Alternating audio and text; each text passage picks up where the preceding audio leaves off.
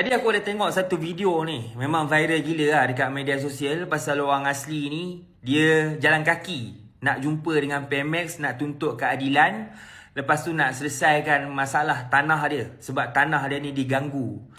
Rata-rata yang komen memang kecam gila lah Pemex. Seolah-olah macam Pemex ni yang bersalah. Apa guna jadi Perdana Menteri tapi tak ada function, tak boleh nak selesaikan masalah. Tapi kalau kita dengar perbualan antara Pemex dengan pihak sebelah sana tu, betul dah apa yang dia cakap.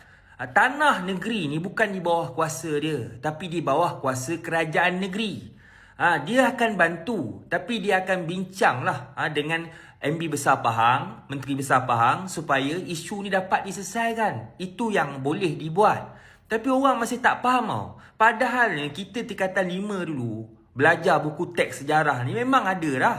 Tanah negeri ni di bawah kuasa kerajaan negeri, bukan federal. Akak ni dia datang jumpa dengan PMS ni bukan dia berdua. Dia ada beberapa orang lagi yang datang bersama dengan NGO. Sepatutnya NGO yang bersama dengan akak ni takkanlah tak tahu.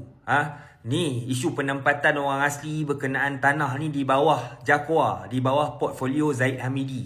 Ataupun dia boleh saja berjumpa dengan Menteri Besar Pahang. Sebab ni tanah ni di bawah kuasa kerajaan negeri. Menteri Besar Pahang lah dia patut jumpa. Tapi kenapa nak jumpa dengan Pemex? Dan aku dapat maklumat, tanah kampung Sungai Cok ni tanah turun-temurun lah orang asli. Tapi tanah ni dah dijual oleh kerajaan negeri kepada pihak pemaju pada tahun 2015. Ada orang asli yang dah dapat papasan, ada yang tak dapat papasan lagi. Tapi masalahnya kenapa benda ni nak salahkan Pemex?